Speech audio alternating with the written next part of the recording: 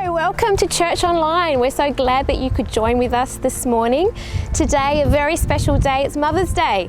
So a happy Mother's Day to all our beautiful women at New Spring and Kalamunda. We wish that we could be there in person to celebrate you this morning, but we're glad that you're here with us. We pray that God will bless you with this service, that you would feel His presence in your lounge rooms this morning, and we're so glad that you're here with us. We're going to hear now from Cassie and Eva and some of the beautiful women of our church. Happy Mother's Day! If we haven't met before, my name is Cassie. And my name is Eva, and we're so excited to be here with you guys to celebrate Mother's Day. Yeah, we wanted to wish all the mums out there a happy Mother's Day, so happy Mother's Day to you if you have ever spent a whole day cooking only to get to the table and find all the good food gone. And happy Mother's Day if you have slept on the floor all night to help your sick children or your children who have nightmares. Happy Mother's Day to all the mums out there who've given up a career to look after their little ones. And happy Mother's Day to the mums who work so hard to provide for your kids. Happy Mother's Day to all the mums who check in maybe just a little bit too often. Happy Mother's Day to all the mums who've spent all night on their knees before God bringing your kids to Him. Happy Mother's Day to all the mums who did another load of laundry or another school drop-off and didn't get paid. Happy Mother's Day to all the mums who've had to sacrifice your food And their schedules. and your free time And their shower time. and even their bodies. True. Happy Mother's Day to all the mums who love kids with different DNA to them. Happy Mother's Day to all the mums who make mistakes. Happy Mother's Day to all the future mums. Happy Mother's Day to all the grandmas who get to do this all over again. Happy Mother's Day to all the second mums, the older sisters and the aunties. And happy Mother's Day to all the spiritual mums for your guidance. Yeah, happy Mother's Day everyone, but we're sure you don't want to just hear from us. So let's hear from some amazing women from Kalamunda and New Spring Church. One of my highlights about being a mum has been discovering how truly patient God is. Motherhood has made me feel like a bit of a crazy person and definitely like an imperfect mum. But God always, in the midst of my worries, meets me and gently reminds me to trust Him.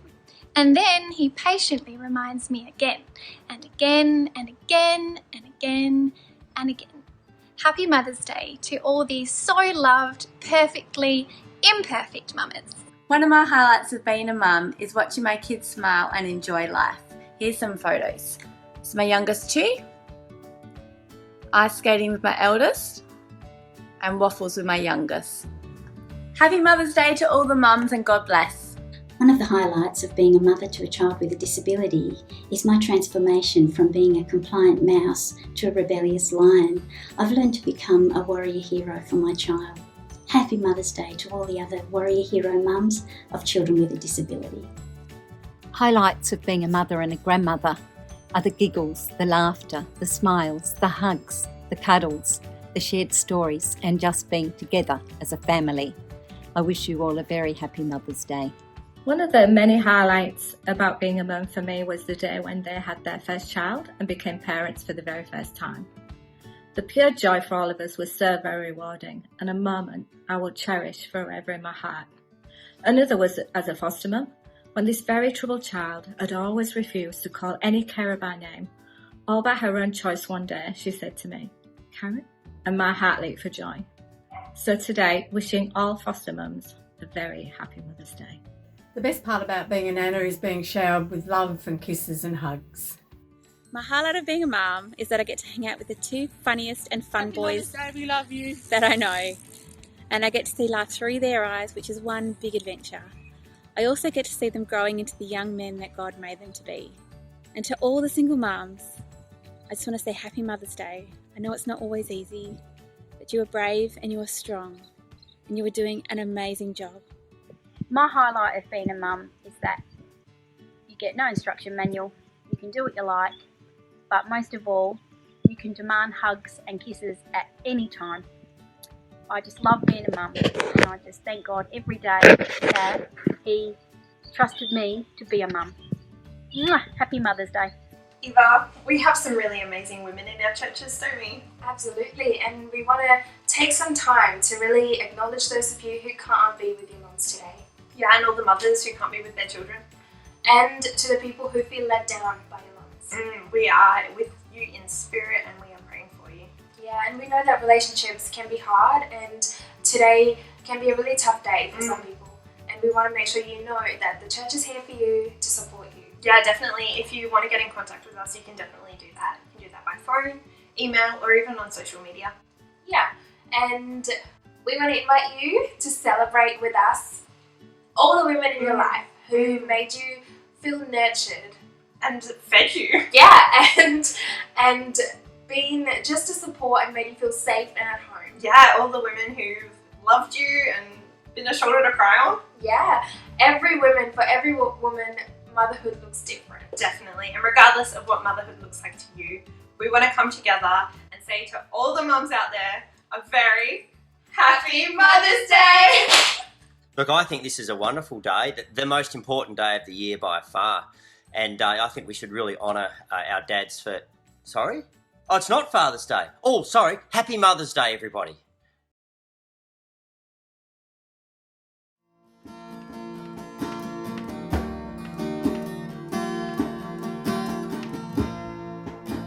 Worthy of every song we could ever sing.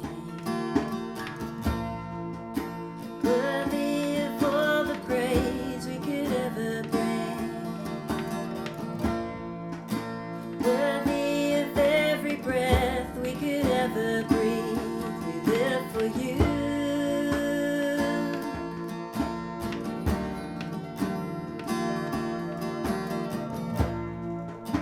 Jesus, the name above every other name. Jesus, Jesus, the only one who could ever save. You're worthy, worthy of every breath we could ever breathe. We live for you, we live for you.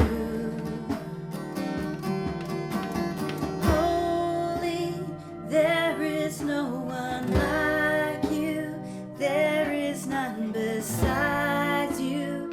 Open up my eyes in wonder, show me who you are and fill me with your heart and lead me in your love to those around me.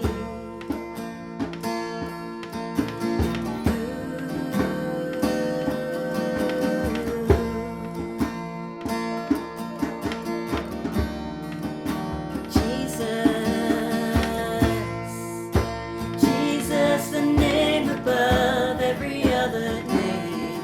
Jesus, Jesus, the only one who could ever save. You're worthy, worthy of every breath we could ever breathe. We live for you. We live for you.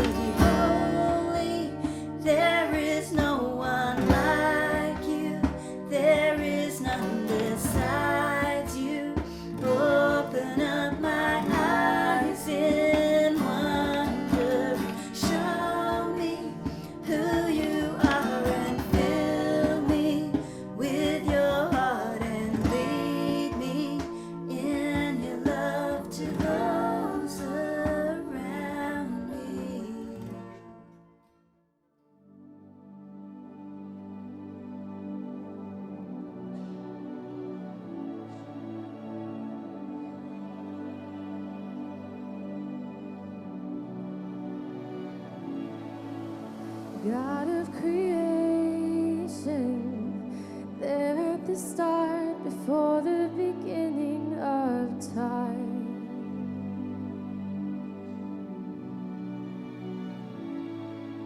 With no point of reference, you spoke to the dark and fleshed out the wonder of light.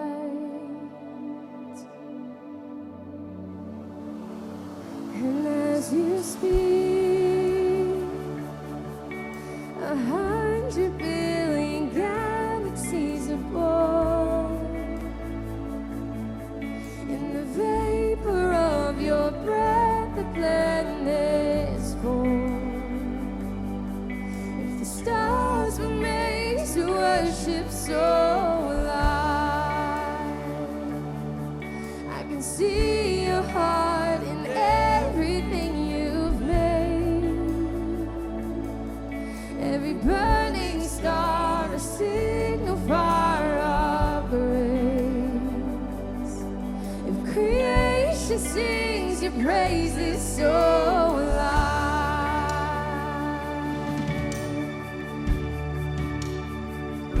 so alive.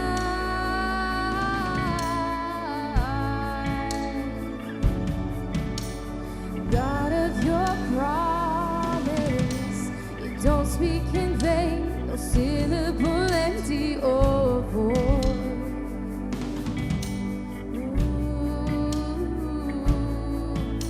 For once you have spoken, all nature and science follow the sound of your voice.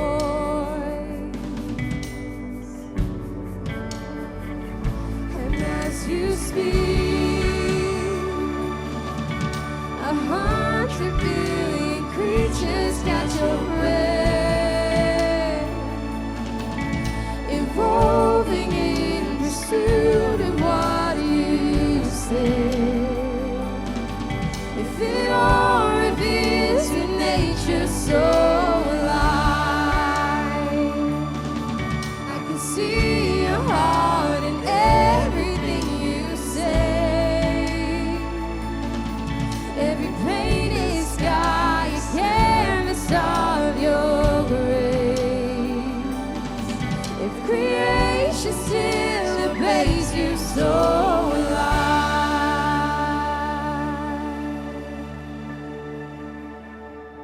so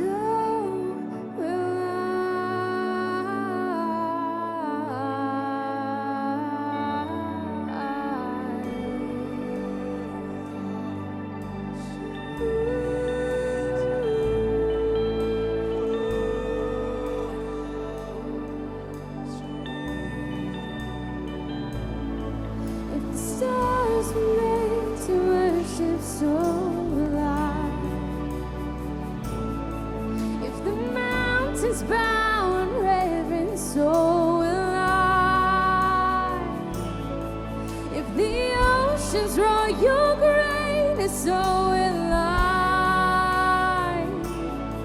for if everything exists to lift you high, so alive, if the wing of where you send it so alive, if the rocks cry out in silence so alive, if the sum of all our praise is still fall shine, then we'll sing in 100 billion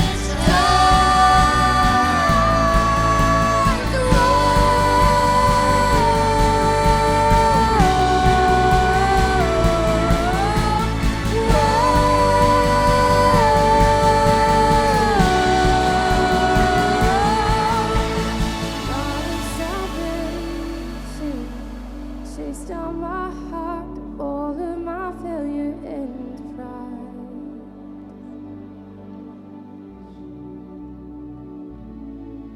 On the hill you created, the light of the world, abandoned in darkness to die.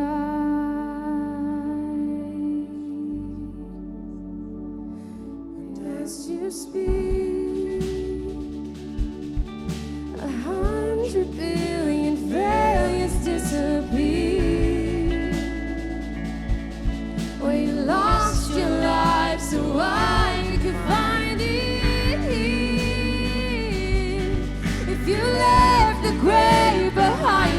so will I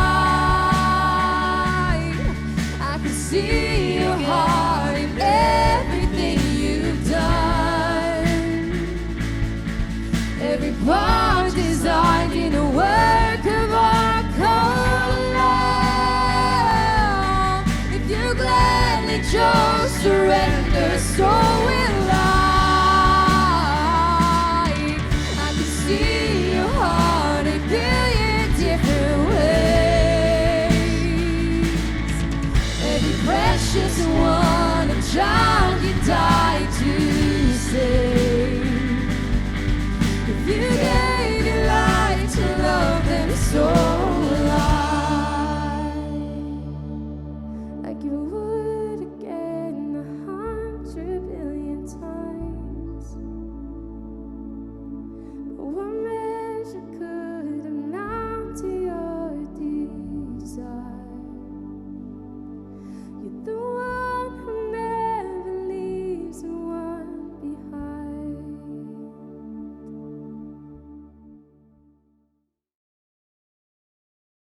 Hello New Spring and Kalamunda, and if you're a mum out there, happy Mother's Day. Yes, today we want to honour our mums and say I hope you have a wonderful day. I hope it's been a good start and I hope you're going to have lovely things on today. But also, if you are not a mum, we want to encourage you, don't switch off now, settle in and pay attention, because what we're talking about today does talk about mums, but it also has some gold in it for all of us. So if you're a non-mum, guy or a girl, I want to encourage you, please pay attention, because we're going to talk about something that is actually important for all of us today. But before we get there, I just want to talk about me as a mum, and one of the experiences I've had is becoming a soccer mum. Now, I didn't really think I would enjoy being a soccer mum, but I love it. I love getting out there in the middle of winter with my beanie, my jacket, my boots on the soccer oval and screaming and cheering my kids on.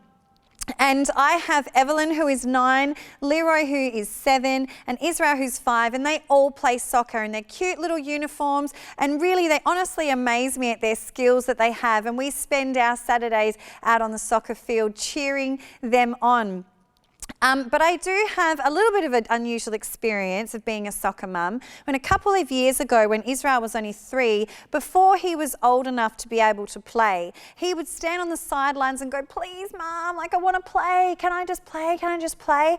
And then one day he got his call up because Leroy's team had not enough players, and they said, "Do you think Israel would want to fill in?" And he was ready to go. So he donned his uniform, he got out there with his brother, and he was so excited. And as the game began, would you believe it, Israel got the ball and he was dribbling it and he was powering towards the goal and he was running and we were all screaming because he kicked a goal in the wrong direction, and we were all like, "No," and he was like, "Yay." And then Leroy comes powering over and screams in his brother's face, "That was the wrong way, you stuffed it up." And Israel just turns, looks at Leroy and just gives him a clean slap across the face. And then my 2 boys, who are on the same team, are wrestling in the middle of the soccer field and going crazy. And who's left to go and pull them apart? Yes, that's right, the soccer mum. So sometimes being a soccer mum and being a cheerleader looks really different, but that's what we want to talk about today is be a cheerleader. And if you are a mum, or you are a dad or a friend or an auntie or uncle or a grandparent or a sibling, we want to encourage you to be a cheerleader. And what does that look like today? Well, you would have heard the saying that to raise a child, it takes a village. And I believe that it's not just the mums, it's not just the dads, but it's all of us together that actually build and grow the next generation. And what does a healthy village have? A healthy village has cheerleaders. So today I want to talk about how we be a cheerleader for ourselves and for other people. And we can be a cheerleader in 2 ways that I want to talk about. The first one is cheering each other on in our individuality. In Psalm 139, verse 13 and 14a, it says, "You formed my inward parts. You knitted me together in my mother's womb. I praise you, for I am fearfully and wonderfully made." God has made us so intricate. He has made us so individual, so complex and so amazing that we really want to cheer each other on in going on the journey to discover who we are and God and what He's made us to be. We now know that there is many neurological pathways in our brain as there are stars in the universe. So if we actually look up and we see the complexity of the universe above us, the stars, the galaxies, the wide expanse of how far and how unique and how intricate the universe is, there is just as much intricacy in our brains, that we are so complex. We are a whole world inside our bodies, inside our brains. There is so much depth and knowledge and discovery of the way God has made us. And if we can cheer each other on to take the time to discover the depths of our inner world, then we actually can bring what God has created us to be out and make change.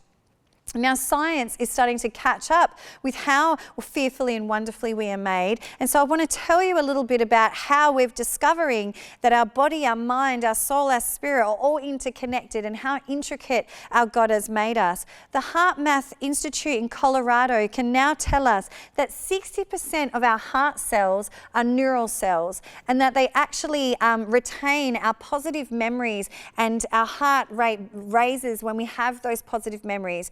And our heart actually communicates more information to our brain than our brain does to our heart. And then our heart emits an electromagnetic field that vibrates at a higher vibration the more positive we are around our bodies, and we impact the environment around us. We are fearfully and wonderfully made.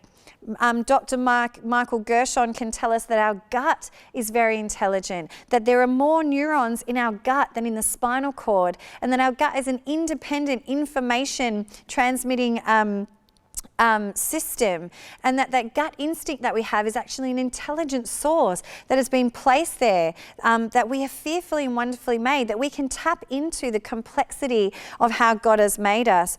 Dr. Caroline Leaf, she's a Christian researcher, and in her book, Switch On Your Brain, she talks about how when we develop positive thoughts, we create pathways in our brain that connect smoothly and run smoothly. But when we have negative thoughts, then our pathways are distorted and that we can't think straight.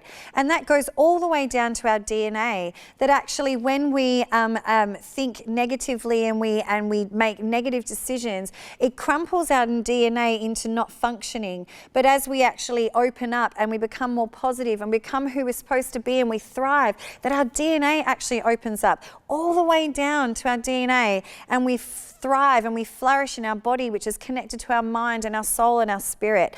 We are fearfully and wonderfully made. Dr. Bruce Lipton can tell us in the field of epigenetics that our genes are only 5% of what makes us today. Although they are the map that we begin with, then the environment that we are around actually is how those genes outwork, how they flourish, how they grow, how they develop. So we actually have an impact on the environment that we put ourselves in, the experiences and the attitudes we have affect us down all the way down to our genes. We are fearfully and wonderfully made. God has made us so intricate, so intelligent, so brilliant. We are a whole universe inside of us that is just waiting to be discovered by us if only we take that journey with our God. Also, Dr. Peter Benson talks about the spark. The spark is the fire that ignites us, the passions that drive us, something in our heart, something inside of us that says, yes, this is who I am, and this is what I've been created to be. He said the word spark is very similar to the word spirit or spiritus in Latin, which means my breath, what I give out to the world, what I give. And if you think about the way that God created the world, he did that with what he spoke and with his breath, giving of himself to then create and produce this amazing world. And he has made us in his image, so we have that ability to do that as well. And if we can cheer each other on in embracing that and taking that discovery of what our spark is and how our God made us, then we can then use that to then change the world in a way that only we can do that.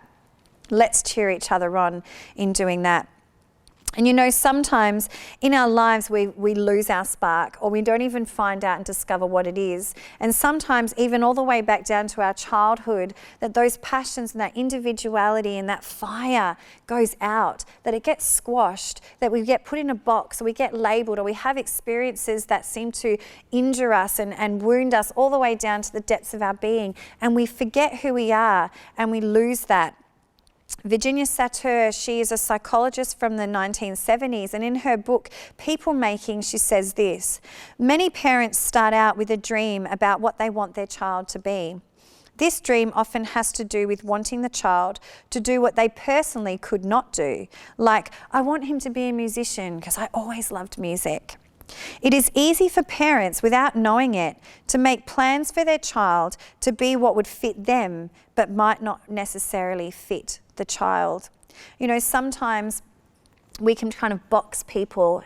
It might be the children that we are growing, or it might be our friends, or it might be someone, you know, in leadership in our church, and we go, no, this is who you are, or no, this is what you need to be. This is the label I'm putting on you, or you can't do that, or you shouldn't do that, you know. And sometimes that fire and that spark that we feel is within ourselves goes out, or we think isn't valued, or that it's not important. If it doesn't make money, if it doesn't be outward, and if it's not in line with the values of the world, that maybe it's not important. But God puts those fires there. And what I want to encourage you is that is the power of the cheerleaders. Because if we can become people that can then cheer people on to go, hey, who is it inside you? What is it that God has made you? Just like a cheerleader that stands on the sidelines and says, you can do it. Try again. Hey, have you thought about it this way? Don't worry. Pick yourself up, all right? You're important. You can do this. Let's be people that do that to help each other ignite that spark, that individuality that God has given us. In the year 2000, or in the 90s, all the way up to the year 2000, I want to tell you this story that happened in South Africa, in the Kruger National Park, where the researchers that were looking at protecting the elephants had realised that the population of elephants in Kruger National Park had kind of come to a peak, and they weren't going to be able to continue to flourish if they didn't make change. Also, in South Africa, there was another park called Pilanesberg Park, where there were no elephants, but there were white rhinos being protected. So they had this idea to then take some of the young bulls and the young elephants and place them in this new park where they could then grow up, flourish, and continue to grow and build the elephant population. So that's what they did. They got these elephants and they moved them to this new park where these white rhinos were, but there were no elephants. So what we had was a lot of these young teenager elephants were growing up together, and what they found is at the same time as they were observing this happening, is they also started to realise that something was happening with the rhinos, that they were finding them dead with spear marks, and they were finding them injured with spear marks, and they were going, oh my gosh, I think we have poachers in this park. But then they realised that the horns of the rhinos were not missing, which is what would happen if it was poachers. So obviously there was more to the story. Through their research, they realised what was happening is that these young elephants that they had introduced into this park were actually banding together like a gang, and they were running riot, and they were attacking these rhinos, and they were just doing whatever they wanted and destroying the park, which they had never seen before in history where elephants would attack rhinos. And they were trying to work out what was happening there. So what they tried to do, and was they realised what was missing, was there were no old bulls in the herd. So they took some old bulls from Kruger National Park and then they brought them into Pilanesberg Park. And what happened there was this showdown between these young bulls who were like, this is our park and what's going on, and these older bulls. And then there was this standoff where one of the lead young bulls and the lead older bull actually stood off, and then the older bull just, boom, took him out.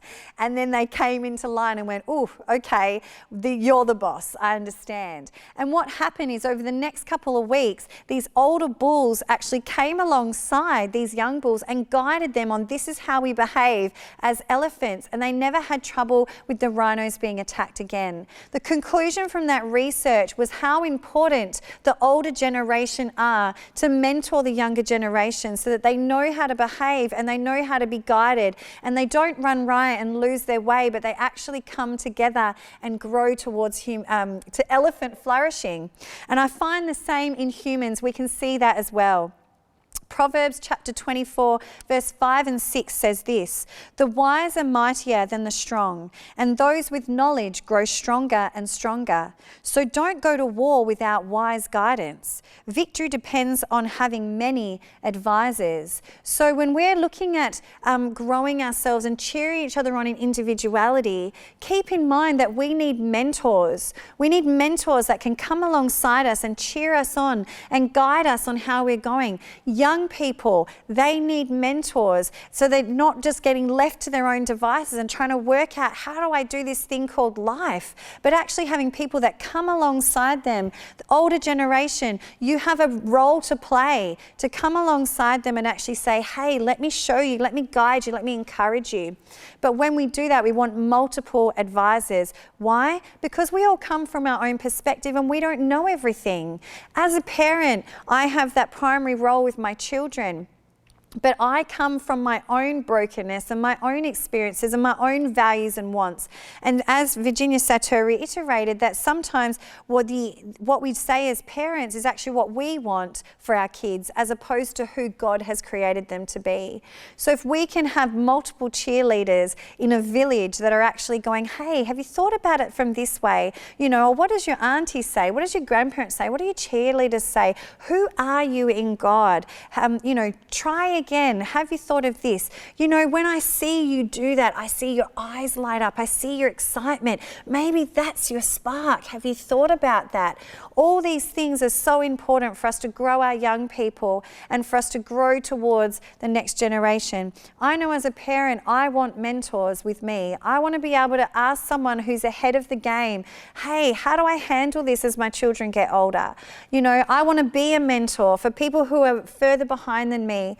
And although we're talking about the old bulls, also keep in mind that young people have great perspective that we can also have them mentor us. So just because of our age, but you know, think of our skills and our values and everything else we bring. Different perspective, multiple advisors is what's going to grow us in our individuality, because we can then empower each other to go, hey, have you thought about that? And then take that back to God and go, what do I do with this? Who am I?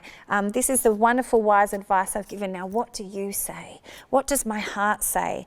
All this amazing complexity that you've made me just like me, God. I want to know what you want from me. I want to find my spark in you because He's the one who put it there. So if we can cheer each other on as cheerleaders who come together and say, hey, bring who you are, bring your individuality, let us guide you, let us work together, let's provide space for each other. We're going to cheer each other on towards human flourishing and who God wants us to be. So the first one, cheer us on in individuality. The second one that we can do to be good cheerleaders is to cheer each other on in our vulnerability and embracing our vulnerability. And you might go, vulnerability, hang on a minute, isn't that weakness? Like, why do we want to be vulnerable? That sounds negative. Right, because I think we've kind of got that word a bit blurred. But Brené Brown, a very esteemed researcher in the area of vulnerability, says this: vulnerability is the core of all emotions and feelings. To feel is to be vulnerable. To believe vulnerability is weakness is to believe that feeling is weakness. And I think if we want some more reassurance that we want to be vulnerable and open, let's look at the story of Jesus. What does vulnerability look like? Because I think we would agree, he was extremely vulnerable. He left all his grandeur, all his strength, all his majesty, and came to earth as a baby, the most vulnerable state of a human being, a baby. And then as he grew up, the way he lived his life was to be a servant, was to wash feet, was to sit with people in their context, was to be open and giving and honest. He was so vulnerable with people. He gave of himself. And then finally, at the end of his life, he gave up himself and his body. How vulnerable can you be? But I think we would all agree that Jesus is far from weak. that vulnerability and weakness are not the same thing. Vulnerability is to feel, it's the core of our emotions. It doesn't mean to leave all our emotions out and expect other people to make a change so that we feel better and that, you know, we don't own our emotions, we don't own our responses and our behaviors. That's not vulnerability. Sharing everything about ourselves to anyone who will listen, that's not vulnerability. That's dangerous. Vulnerability is about actually being open to sharing who we are, to giving of our whole selves, just like Jesus did. Madeline L. Engel says this: when we were children, we used to think that when we grow up, we would no longer be vulnerable. But to grow up is to accept vulnerability. To be alive is to be vulnerable. For us to give truly who we are, it's actually about giving of ourselves, so being open to this is who I am. I'm not perfect, I do fail, but I'm excited about this. This is the dreams inside of me. This is who I think I am. This is who I should give the world. This is who I'm discovering in Jesus, and I want to share with you. I want to have deep relationship with you. I want you to know me. Just like Jesus says, come, know me. That's the same vulnerability that if we want to give of all we are, we need to cheer each other on in saying, know me, and I want to know you. And I commit to taking the time to actually get to know you for who you are, and not who I want you to be, who I think you should be, but actually to accept your vulnerability. And I find that through my life that I've been discovering that more and more, that when I can be confident to give of my true self, that I can stop trying to convince people with my mask and my things I'm good at and, you know, what I think I should be. But when I've actually got to the point where I can accept who I am, that I'm not perfect, but I am really great, that I can actually give of myself, that I can have deeper connection with my children, with my husband, and I can make a greater contribution to the world of who God has given me to do something in. And even with my relationship with God, being open and accepting the fact that I am vulnerable, I'm not perfect, but I love this and I want you to know who I am. That's such a special place to be. But when we cheer each other on in that means we have to cradle it. We have to be able to be in those spaces with people, build trust, build integrity, hold people for who they are, not break people down if we actually want them to open up. And that's what I'm talking about with cheering people on in their vulnerability. Proverbs chapter 20 verse 5 says this: the purpose in a man's heart is like a deep water, but a man of understanding will draw it out. If we want to cheer people on to be vulnerable, be their true selves, we have to be people of understanding that will draw it out. We have to cradle those dreams, those fears, those vulnerabilities, accept people when they fail. Don't rub it in their face. Encourage them, be cheerleaders, say, hey, try again. You can do it. Have you thought about it this way? I think you're really good at that. I'm here for you. I'm on the sidelines. I'm not going to leave. I'm going to stay with you. That is a cheerleader that builds an openness and trust towards those deeper relationships where people can give of truly who they are. John Eldridge says it this way. He's a Christian writer: where your wound is, there your genius will be. It is out of your brokenness that you discover what you have to offer the community. The false self is never wholly false. Those gifts we've been using are often quite true about us, but we've used them to hide behind. We thought that the power of our life was in the golden bat or the skills that we have, but the power is in us. When we begin to offer not merely our gifts, but our true selves, that is when we become powerful. That is when we are ready for battle. I find that many years ago, I would do a lot of songwriting and a lot of singing and things like that. And then God encouraged me to, step further into that and give of my own songs and write an album. And I found that utterly terrifying because up until that point, I realised through this journey that I'd given 90% of myself when in worship, when singing, when connecting with people in that way and connecting with God, that I'd held 10% of safety, where there was that wall up still that you couldn't get deep enough into my heart to hurt me or challenge me or get too close. I held a little bit back, and I wasn't aware of it until God challenged me in this area. And through the journey of creating my album, I had to just learn to break down these walls, that I didn't know everything, and I had vulnerabilities in my skills, and that I was so scared of failing. I was so scared of being rejected by people. What if people didn't like my stuff? What if people thought my voice sounded awful? What if they didn't want to buy it? What if all these things was just so terrifying? And God took me through this journey, and I had to accept that, yes, Chelsea, you don't have it all together and you're not perfect, but what you have is so important. And in despite of it not being perfect, in despite of it not being, exactly how things should be or what the world might say is what we should be, it's you. And in vulnerability, we make change and we make a difference to the world. And that was an amazing thing that from that point on I took into my relationships and every other experience that I've had from that point. And it really made a difference in my relationship with my husband. We've just been married 15 years, and I would say that probably in the last couple of years I've actually earned the right, the trust, the integrity in my relationship for him to allow me to go deeper into that part of his heart. Not that he ever necessarily held back, but I think that sometimes we think when we get married that, well, we've got the piece of paper and we've got the ring, now I have all of you and the end.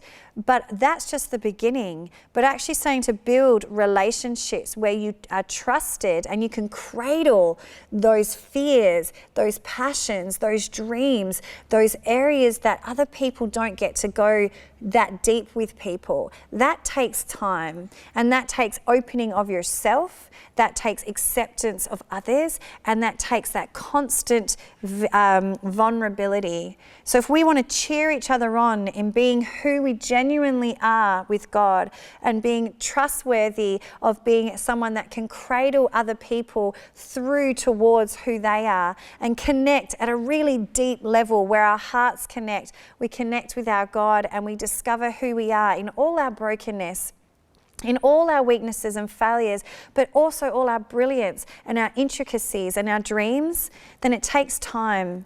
And we can do that by being a cheerleader. Be a cheerleader as a sibling, be a cheerleader as a child, be a cheerleader as a mum, as a dad, as an uncle, as an auntie, as a grandma, as a friend, as anything that we are. The people in our lives, to power them on towards embracing who they are and knowing that when you show who you are, you can trust me to cradle that because I'm going to take the time to earn that right to be that person. I'm going to own who I am and I'm going to empower you to do the same. That is a cheerleader. And if we do that, we can then become people that God has an opportunity to show the world who he is with all these humans that accept their vulnerability but empower themselves by being who God created them to be in their individuality and make change. Let's be cheerleaders today and let's see human flourish and let's see God be exalted in this place. Happy Mother's Day to you, and I hope that you have a great day and cheer people on. Thanks.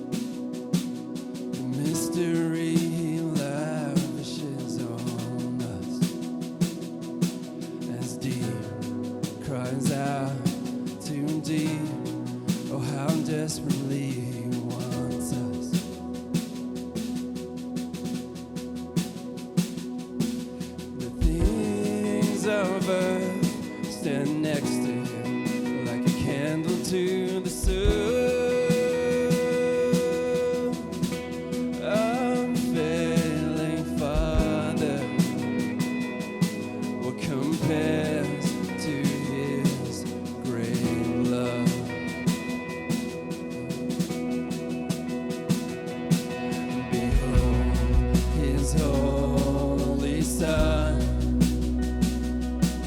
the Lion and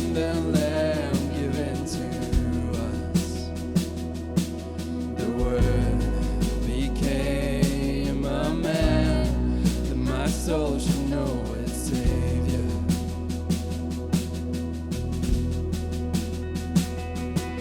Forsaken for the sake of all mankind, salvation is in His blood. Jesus, Messiah, the righteous died for love. It wasn't over, but He is the risen one. Then sings my soul,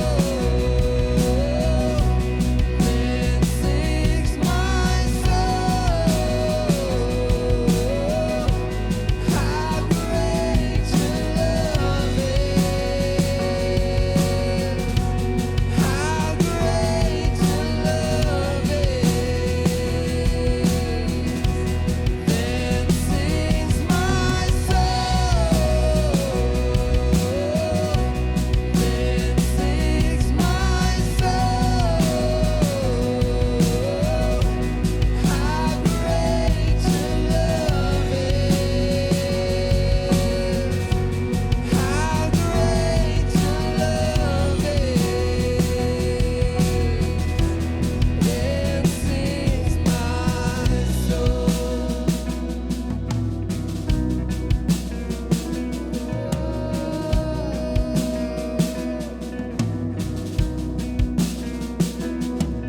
Behold, I have a friend, a spirit breathing holy fire within, my ever-present help, speaking truth when I can't find it.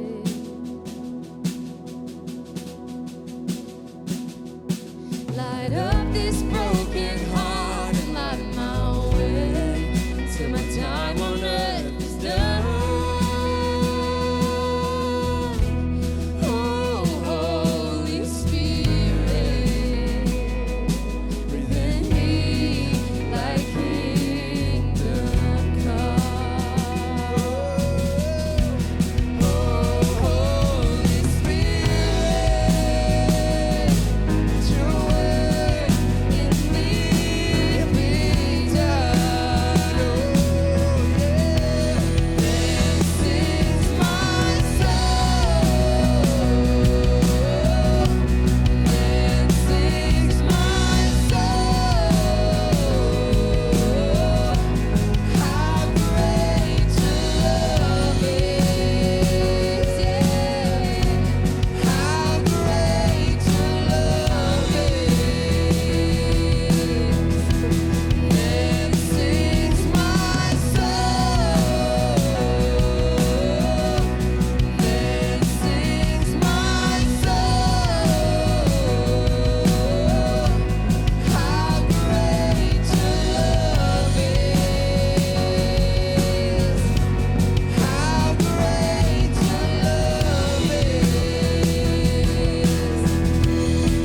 Then sings my soul, then sings my soul, how great Your love is, how great Your love is. Then sings my soul, then sings my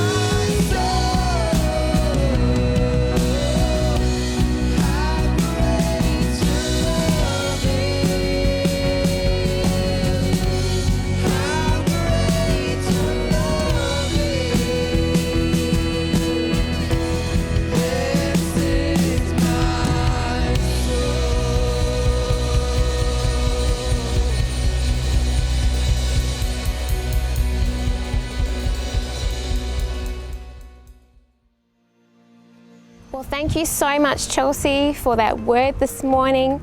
We want to take a moment to receive our offering. For our Kalamunda Church, we have our direct debit details up on the screen now, or you may know as well that you can also give via Tithely. You just need to search for Kalamunda Church of Christ. New Spring, we also have our direct debit details up on the screen, and we also have our Tithely app that you can give as well. We are so very grateful for your generosity in this hard season, and we also want to say to you, if you need anything, please contact us. If we can't help you, maybe we know someone that can. And so we'd love to hear from you, and if you have any prayer requests as well, please send them through as well. We want to be praying and believing for change in your lives if you need it. Thank you so much for joining with us on this very special day, and a happy Mother's Day to all our mums.